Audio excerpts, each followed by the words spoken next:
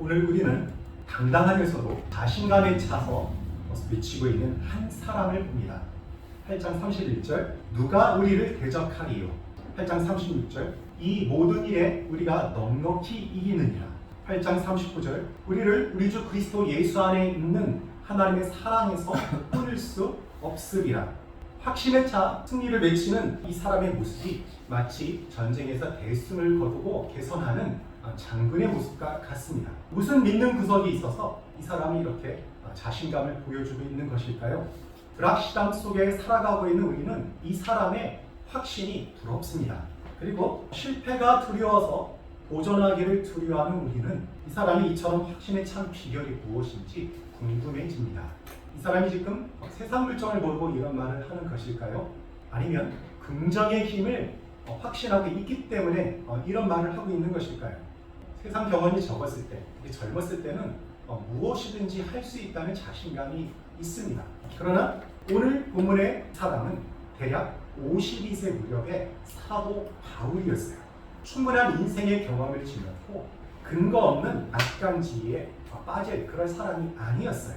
이런 바울의 당당함과 확신은 그가 실제로 처해 있던 상황을 고려한다면 더욱 놀랍습니다. 바울이 현실의 삶 속에서 실제로 직면하고 있었던 상황이 어떠했습니까? 1장 35절 후반절 환난, 곤고, 박해, 기근, 적신, 위험, 칼이었습니다. 사람이 살면서 겪을 수 있는 모든 종류의 고난과 환난과 고통을 말하는 것이었어요. 종일 죽임을 당하며 도살당할 양과 같은 신세였습니다. 죽음이 늘 눈앞에 아른거렸다는 그런 말입니다. 이런 고난은 우리를 고통스럽게 하고 믿음이라는 것이 무엇인지에 대해서 다시 한번 생각하게 만듭니다. 바울은 누구보다도 이 사실을 잘 알고 있었어요. 이 모든 어떤 고통은 그가 실제로 겪어왔고 겪고 있는 것들을 말하고 있기 때문입니다. 그러나 바울은 믿음의 도전을 가하는 그런 상황 속에서도 그 상황을 넉넉히 이긴다. 이런 상황 속에서도 하나님의 사랑을 확신한다고 고백하고 있어요. 나는 이런 상황이 아무렇지도 않다는 것입니다. 그가 현실에서 직면하는 삶의 실제 현장과 그리고 그 현장에서 그가 취하고 있는 태도 사이에는 모순이 존재합니다. 그것을 우리는 어떻게 이해해야 할까요? 사도 바울은 무엇 때문에 고난과 절망의 현실 속에서도 이렇게 당당하고 확신에 찬 고백을 드릴 수 있었을까요? 바울은 자기 스스로 질문을 하고 답을 함으로써 자신이 고난과 절망 속에서 확신을 갖고 자신감을 갖고 살 수 있는 그 비결을 이야기합니다. 먼저 뭐라고 질문을 하죠? 누가 우리를 그리스도의 사랑에서 끊으리요?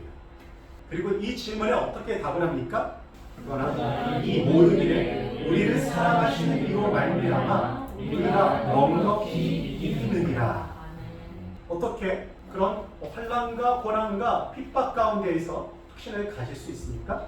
우리를 사랑하여 주신 그리스도의 사랑 때문에 그 사랑에 힘입어서 이 모든 것을 이기고 남는다고 지금 말을 하고 있는 것입니다. 여기서 사랑하시느니 현재 시제처럼 보이죠. 그러나 실제 시제는 이게 과거 시제입니다. 이미 예수님께서 우리에게 보여주셨던 사랑을 의미하는 것이죠. 그것이 무엇입니까?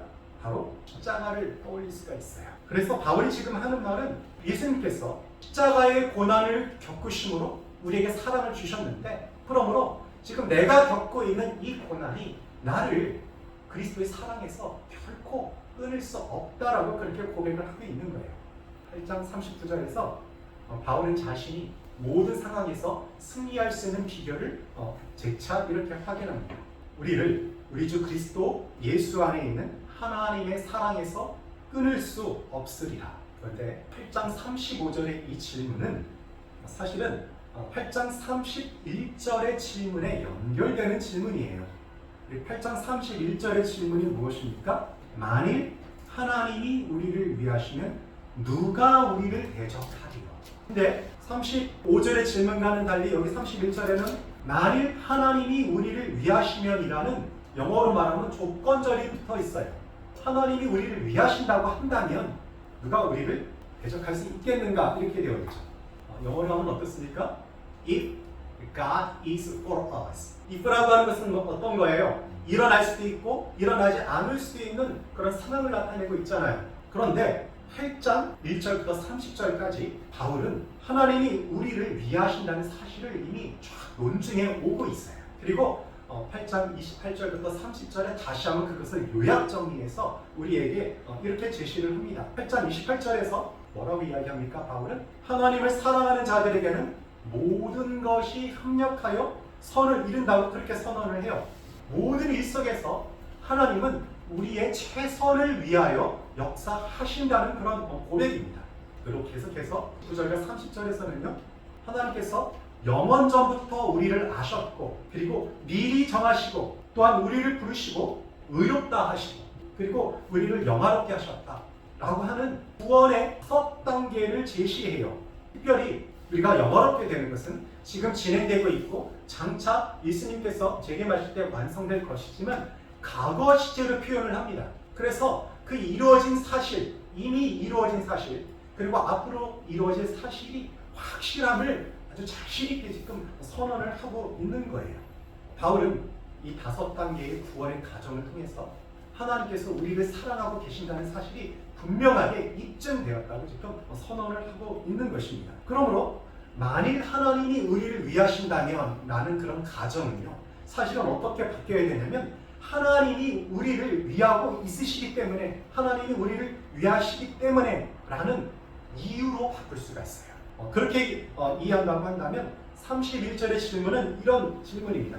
구원의 전 과정을 통해 하나님이 우리를 위하신다는 사실이 분명하게 드러났기 때문에 아무도 우리를 그 어떤 것도 대적할 수 없다라고 그렇게 고백을 하고 있는 것입니다. 그러므로 하나님이 우리를 위하신다는 그 사실을 전제로 하여서 35절과 37절과 39절의 말씀을 다시 보면요. 이렇게 되는 거예요. 하나님이 우리를 위하시기 때문에 그 무엇도 우리를 그리스도의 사랑에서 끊을 수 없다. 37절 하나님이 우리를 위하시기 때문에 이 모든 일에 우리가 넉넉히 이긴다.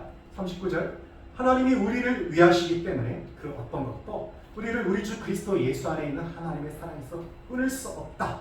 그런데 이 35절, 37절, 39절은 같은 실체를 다른 표현을 통해 가지고 표현을 한 것입니다. 오늘날 우리가 일상적으로 사용하는 용어로 바꾼다고 한다면 우리가 구원을 받았다라는 그런 고백이에요. 자신이 구원을 받았다는 것입니다. 그러므로 자신을 둘러싼 상황이 어떠하든지 심지어는 견딜 수 없는 고난의 상황에서도 나는 구원받은 사람이니 이런 상황 내가 이길 수 있고 이런 상황 괜찮다라고 그렇게 확신에 차서 외칠 수 있었던 것입니다.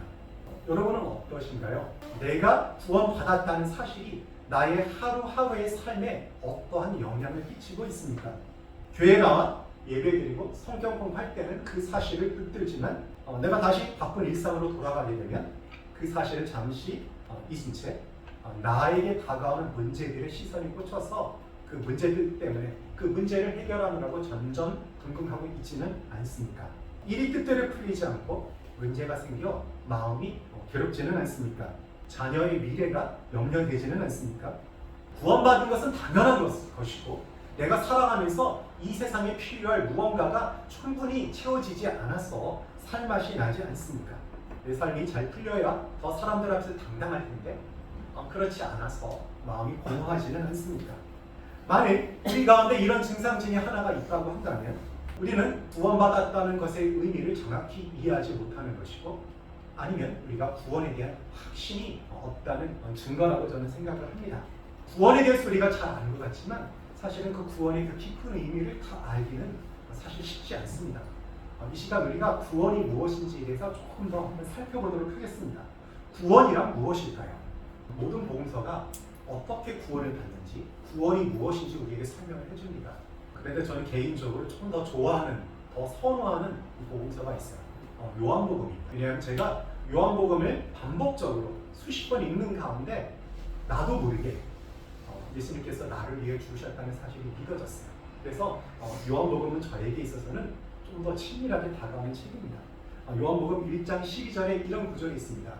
영접하는 자, 곧 그 이름을 믿는 자들에게는 하나님의 자녀가 되는 권세를 주셨으니 구원을 받았다는 것을 하나님의 자녀가 되었다. 그래서 우리가 권세를 갖고 있다는 말로 다르게 표현을 합니다. 우리가 예수님을 주와 그리스도로 믿고 그분을 영접할 때 우리가 구원을 받습니다. 우리가 어떤 극적인 경험을 하지 않아도 우리 마음 가운데 어떤 극적인 감정의 변화를 겪지 않아도 우리가 의지를 발동하여 그분을 믿기로 결단한다고 한다면 우리는 온전히 구원을 받습니다. 그리고는 요한복음 1장 12절의 말씀을 빌리자면 하나님의 자녀가 되는 권세를 받습니다. 그런데 이 하나님의 자녀가 되는 권세가 무슨 뜻일까요? 성신학대학원의 전 총장이신 정창균 총장님께서는 이 하나님의 자녀가 되는 권세를 크게 세 가지로 나눠서 설명을 해주셨어요. 하나는 동원하는 권세라고 그렇게 설명을 해주셨고 말이 좀 어렵죠. 두 번째는 자녀의 권세, 세 번째는 자녀인 권세라고 그렇게 설명을 하셨어요. 두 번째 권세인 자녀의 권세는 주로 기도와 관련해서 나타나는 권세입니다.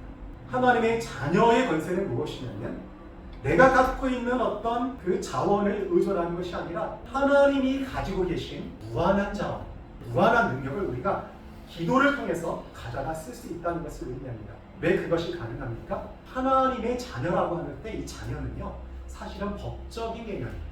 상속자라는 뜻이에요. 하나님이 가지고 계신 것을 우리가 물려받을 권한이 있다는 것을 의미해요. 바로 기도의 권세입니다. 셋째로 자녀된 권세에 대해 좀 알아보겠습니다.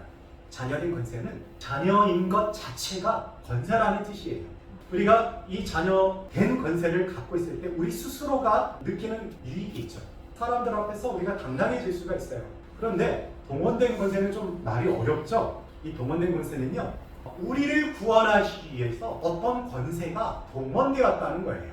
무슨 권세가 동원되었을까요? 고린도전서 12장 2절은 우리가 예수 믿어 구원받기 이전의 상태가 어떠했는지를 잘 보여줘요. 12장 2절을 한번 볼까요? 너희도 말거니와 너희가 이방인으로 있을 때에 말 못하는 우상에게로 끄는 그대로 끌려갔느니라. 너희가 이방인으로 있을 때, 쉽게 말해서 우리가 믿지 않았을 때 말 못하는 우상, 죽어있는 우상인데 근데 그 죽어있는데 어때요? 그 우상에게 우리가 끄는 대로 끌려갔어요. 사단의 권세가 우리를 옥매어서 우리를 꼼짝 못하게 해가지고 우리를 끌려갔고요. 우리는 아무런 저항도 하지 못하고 무능력하게 끌려갔다는 그런 이야기입니다. 우리는 그 우상과 관련된 문제에 있어서 완전히 무력하였다는 그런 고백이에요. 그래서 어떻게 되었습니까? 돈의 노예가 되고 자존심의 노예가 되고 때로는 자식의 노예가 되어 그것이 하라면 하라는 대로 할 수밖에 없는 그런 존재가 되고 말았어요. 돈, 자존심, 자식이 사실 우상이었고 그것이 우리의 주인이었습니다. 그런데 사실은 어떤 것입니까? 그 뒤에서 역사하는 사단이 우리의 주인이었던 것이죠. 예수를 알지 못하는 삶은 사실은 그렇습니다. 사람들은 깨닫지 못해요. 자기 자신이 자신의 삶의 주인이라고 생각을 하지만 사실은 깨닫지 못하고 있는 거예요. 그런데 저와 여러분이 어떤 권세를 동원함으로 인하여 구원을 받아서 이제는 주인이 바뀌었다는 거예요. 이 이후에 강력한 권세가 동원이 되었어요. 사단의 권세보다 더 강력한 권세가 아니면 우리를 그 손에서 빼앗아 올 수가 없죠. 사단의 권세보다 강한 권세, 그것이 무슨 권세입니까? 베드로전서 1장 2절에서는 그 권세가 바로 성부, 성자, 성령 삼위 하나님의 권세라고 그렇게 이야기를 해요. 베드로전서는 본도, 갈라디아, 그리고 갑바도기아, 아시아와 비드니아의 흩어진 나그네에 5장 13절의 표현을 빌리자고 한다면 바벨론에 있는 교회, 바벨론에 있는 교회가 무엇입니까? 세상 속에 살고 있는 신자들에게 보낸 편지예요. 근데 그 편지에서 베드로는 우리 신자들을 뭐라고 표현하냐면 1장 2절에서요. 하나님 아버지의 미리 아심을 따라 성령이 거룩하게 하심으로 순종한다. 예수 그리스도의 피 흘림을 받은 자들이라고 그렇게 고백을 합니다. 성부, 성자, 성령 하나님 이 삼위 하나님이 연합하여서 구원을 이루신 존재. 성부, 성자, 성령 하나님이 서로 연합하여 그분들의 권세를 총동원하여 구원한 존재가 그리하여 사단의 권세로부터 사단의 주인이었던 상태로부터 이제 하나님의 권세로 하나님의 주인인 삶으로 돌이킨 존재가 바로 믿는 자들이라고 그렇게 이야기를 하고 있습니다. 이 사실을 우리가 바라본다고 한다면 저와 여러분이 얼마나 존귀한 존재인지 알 수가 있어요. 성부, 성자, 성령, 삼위 하나님이 그 권세를 총동원하셔서 구원하여 마침내 자녀 삼은 존재 그 존재가 바로 저와 여러분의 존재입니다. 오늘날 우리에게는 우리가 구원받은 하나님의 자녀라는 확신이 절대적으로 필요해요. 우리가 사는 이 세상에 모든 것이 불안정하기 때문입니다. 모든 것이 불확실하기 때문입니다. 그것이 단순히 어떤 이론이 아니라 우리가 우리의 삶 속에서, 우리의 경험 속에서 날마다 겪고 경험하는 것이에요. 믿는 사람이라고 해서 유혹이나 환난이나 비극에서 언제나 면제되는 것은 아닙니다.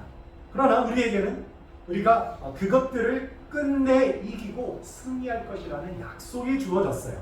하나님은 우리에게 결코 고난이 닥치지 않을 거라고 약속하지 않으셨어요. 우리에게 닥치는 그 고난이 결코 우리를 향한 하나님의 사랑에서, 우리를 위한 하나님의 사랑에서 끊을 수 없을 것이라고 그렇게 약속을 하셨어요. 이 끊을 수 없는 사랑이 어디에 나타났습니까? 하나님의 그 구원의 전 과정에서 나타났지만 특별히 십자가에서 가장 분명하게 드러났습니다. 로마서 5장 8절에 이렇게 되어 있어요. 우리가 아직 죄인 되었을 때 그리스도께서 우리를 위하여 죽으심으로 하나님께서 우리를 향한 당신의 사랑, 자기의 사랑을 확증하셨다고 그렇게 말씀하십니다. 저 여러분을 구원하기 위하여 하나뿐인 아들을 내어주신 그 사랑, 저 여러분을 구원하기 위하여 아들이 몸과 영혼이 만신창이가 되어서 절규하며 죽어가고 있는데 그것을 외면하셨던 그 사람, 아무 죄도 없는 그분이 저와 여러분을 구원하기에 온갖 조롱과 폭력과 멸시와 모멸을 온몸으로 당하시고 인간이 겪을 수 없는, 감내할 수 없는 극심한 육체적 고통과 온 세상의 죄를 짊어지고 하나님으로부터 분리되는 그 고통을 온몸으로 감당하셨던 우리 그리스도의 그 사랑, 이것보다 저 여러분을 향한 우리 주님의 사랑이 더 분명하게 나타나는 것이 어디에 있겠습니까? 우리가 구원받았다는 사실을 분명히 깨달아 안다면, 그리고 그 어떤 것도 그 누구도 우리를 그 사랑에서 끊을 수 없다는 사실을 우리가 안다고 한다면 우리는 이 세상을 좀 더 다른 관점으로 바라볼 수 있고 또 다른 삶의 방식으로 살아갈 수 있을 것입니다.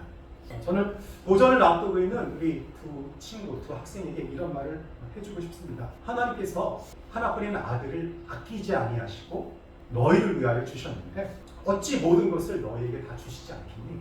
지혜와 담대함을 하나님께서 주실 것이니까 너희가 그것을 하나님께 구했으면 좋겠어.